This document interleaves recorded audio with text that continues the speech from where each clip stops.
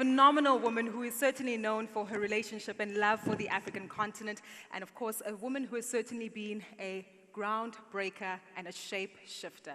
Let's take a video introduction, perhaps for those of you who might not be familiar with Naomi Campbell, as to getting more insight into her story. Let's pay attention to the screens. A supermodel, philanthropist, and cultural innovator, she has graced the world's most prestigious runways and the covers of more than 500 magazines. Born in London, she was the first black model to appear on the cover of Time magazine, French Vogue, and Russian Vogue, as well as the first black model to appear on the cover of British Vogue magazine. In a first ever Forbes Women Africa interview, Naomi Campbell shares her journey on the African continent, her views on South Africa, and what lies ahead in the next chapter of her life.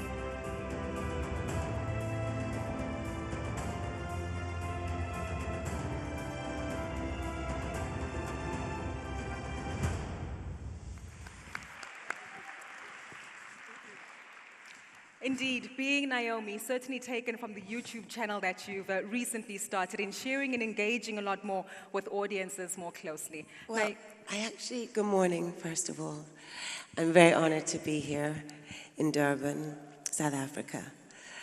And when I was approached to do this YouTube, I've been approached many times to give my life to television. And I thought, no, it wasn't right. But what I liked about the YouTube is that it can engage audiences. The reach is bigger. And I care so much about reaching the continent of Africa. So that's why, one of the reasons that I took it. I'm very happy to hear that do response. Exactly, because it does speak to the digital age and using technology to reach and tap into new markets, Naomi. Firstly, I think I need to compliment you on behalf of many of the women in the room regarding your headgear. It is fantastic and tied properly as ikia or idugu, as we see many of our own African mothers doing. And that certainly speaks to the relationship and the love that you have for the African continent. For many who still perhaps view this as this dark continent, one that is only known for extractive industries and values, why do you still continue to maintain your relationship with the sub-Saharan African continent? Well, when I first came here in '93, I didn't know much about the ANC, and I was explained about it by great length by a wonderful actor called Blair Underwood, who then took me to a meeting of an ANC meeting, and I suddenly felt, oh, I'm here working, making a lot of money, and I felt that it was wrong. Anyway, I donated what I made to the ANC, and the next day I was asked to go and meet the great president, late President Nelson Mandela, who I call Granddad. And meeting him, I didn't quite know why he wanted to meet the rebel girl, because that's what I was like, why do you want to meet me? And what can I do? And he really showed me a side in the world that I didn't know, and a side that I felt committed and compelled to wanting to help and to make awareness for as much as I can. And since his passing, I really thought, now what am I going to do? Because this was a man that I would run to in times of exhaustion and need, and just knowing that I was safe. And so it then came to me that now would be the time when I would know what it was that he wanted me to do, and it would come to me clearly even more than before. And my passion and my drive is to help the great continent of Africa be where it should be, get what it deserves to have, like everywhere else in the west of the world. Education here is, for me, in my life growing up, the most educated people I've ever met come from Africa. The strongest women I've ever met come from Africa. Sure. I thought you were about to continue on that one, and you're quite right. The opportunity that does exist on the African continent is profound. And you mentioned education. And I know that education of the girl child is something that is very critical to you. Well, we have to keep girls in school. We have to keep them in school. We have to keep them educated so that they can learn a skill, get proper jobs, and grow up and be independent.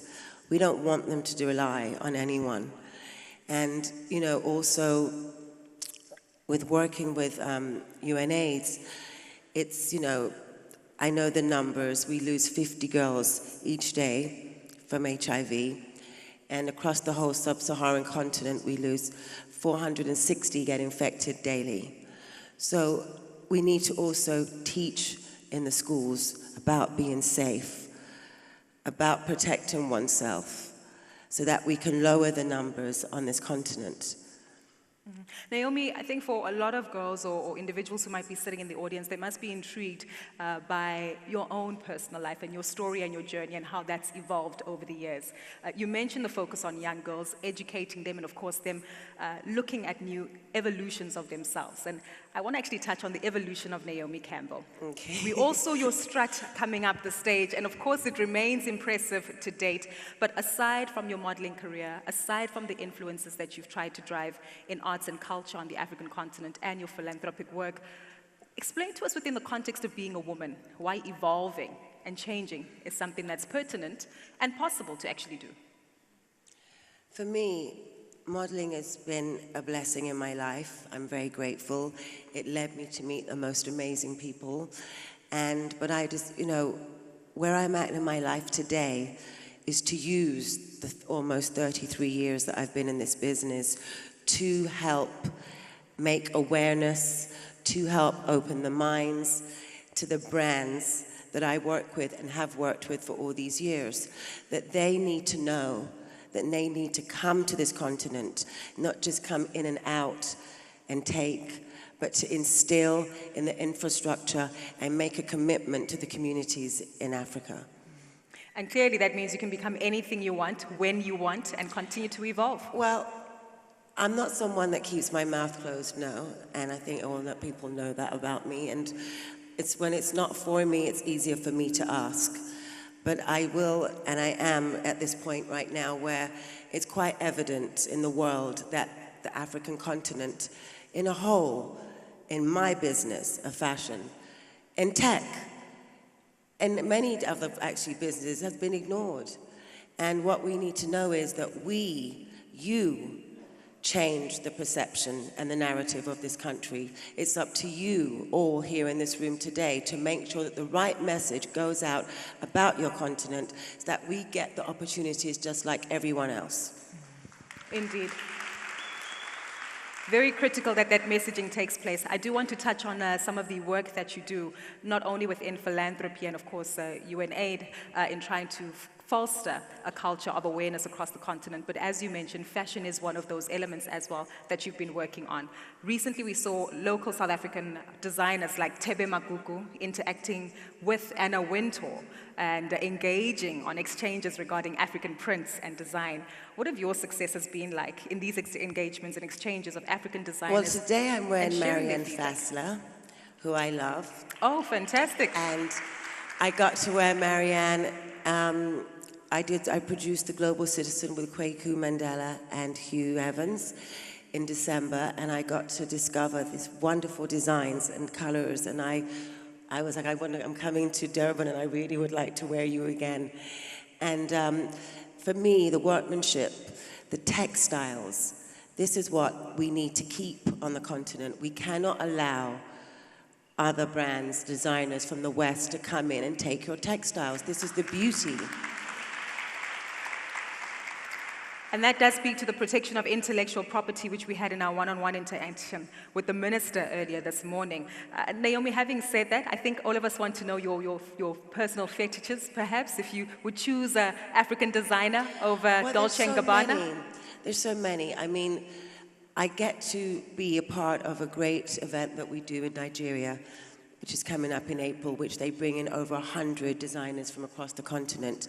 And through that, called Arise, I've been able to see the workmanship and meet the most amazing talent. Now, I was last week in Paris at the LVMH Prize, where they had 3 one South African, one Nigerian, and I believe one from Cameroon, designers from Africa, which warmed my heart. What I want them to see is the textiles that goes into it. It's not just the cutting, the tailoring, it's the fabric that they make. Yes. And so for me, that puts them at an advantage. Exactly. And this also speaks to the economic contribution of new sectors and new spheres, which essentially is the underpin for today's conference, where new wealth is exactly what we're exploring. How new women... wealth for me means, you know, giving back. Everyone gives back in their own way. I didn't know that I was giving back. I didn't know what this word philanthropy meant in 1993. I never heard of it before. For me, it's a word that's been used only recently. All I knew is that I liked the feeling of being sent out by Madiba and going to see people that I could put a smile on their face, even if it was for an hour, of being with kids that were dying of leukemia or whatever's rare disease, and knowing that I could just give them something, and that something was time. So it doesn't matter how you give back, but for me, giving back is wealth. That's the wealth to me. Giving back is wealth. Yes. I understand, Naomi, you'll also be interacting, as you say, spending time is something which is quite important. You also had the opportunity to spend some time with youth from KZN just yesterday. What was your interaction like, and what key messaging did you hope to leave them with? Yesterday? Yes. Where was I? You interacted with some youth from KZN, or perhaps it's going to take place today? I think it's today. Today. After here. Yeah. So what are you going to share with them? I think I'm a kid myself in many ways. I'm very, I like to hear what questions they want to ask me. I answer most of the questions, what interests they have. They're getting to be with me, so I really want them to ask me what they want to know from me. And I'll answer always to the best I can. And that speaks to something important, that engagement and feedback, actually understanding what it is people want to know, and then from there you can address it. I know what I want for them, and that's what I've said on this stage today. So let's hear what they would like to know more from me. Looking forward to that one. I think there'll be ongoing updates that we'll see in that regard.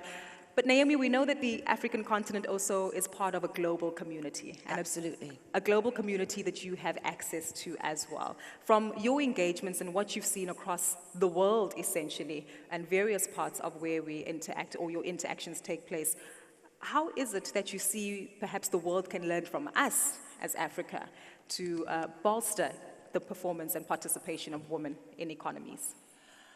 I first think that, for me, when I think, okay, it's making this continent great and to the best potential that it can ever be, but it's also bringing out the talent and bringing them to the West, to Europe, as well as so that they can experience and learn and excel in their skill, to perfect their skill. I feel that it's a very difficult time for women. It's harsh out there. So therefore, we need more than ever to support one another and to make sure that we help each other get to the positions that are needed. If we're qualified for a position, that diversity shouldn't stand in the way, which we all know that it has done over the years. If we deserve to have that position, then we need to fight to make sure we get that position. Naomi, and I do know what that's like. Exactly. Yeah. The facing the opposition and perhaps not being the initial fitting dynamic. But I also know how great and what an effect we have on the economy in the world. Our influence on whatever we like, it creates a stir around the world. And it's like the rest of the world and consumers want that. So our influence is so powerful. And you're getting to see that now with the stories that you've heard in the past few weeks of the fashion brands. Exactly. Something that does have a significant business contribution, but I do want us to actually come back to the focus that we initially started with, which is today being International Women's Day. Happy International Women's Day. Thank you. And to you, Gugu. And to you, Naomi, thank you. What does that essentially mean to you? It's a day that, I really think we should have more than one day in a whole 365 days of the year.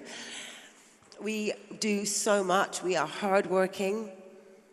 we make the world go round. Behind every successful man, I do believe there's a woman that's right behind him, keeping him going. I do believe in that message, absolutely. And are there women? I know your mother, according to some footage I've seen on your YouTube channel, has played an instrumental role in your career by allowing you to be free and to choose a career path that actually works for you. But are there other women who have influenced you specifically? Well, there's many great women. I mean, I was very, very blessed and lucky enough to meet Miriam Makeba when I came to South Africa. I didn't know her story, but it was just her presence. Winnie Mandela, Michelle Obama. I mean, I've met many powerful and strong but inner strength women, and I'm very much attracted to women of strength. You learn from them, you take from them, you observe them, you watch how they speak, the messages they give to the world. And basically, you know, for me, I'm always considered myself a work in progress. I'm always learning. I like to learn. Yes. Work in progress. I've Absolutely. heard you comment on that before, that you've constantly developed and changed over the years. But if you could go back to your 20-year-old self, walking the runways of New York with any designer willing and happy to actually dress you up, what would you say to her? My 20-year-old self. Well, I might have stood up for diversity earlier, but I wasn't sure. I was aware of what was happening to me, but not what was happening in general. And so I probably would have opened my mouth earlier, but it's better late than never. And I don't have any regrets. I feel that my career has been a career of stepping stones.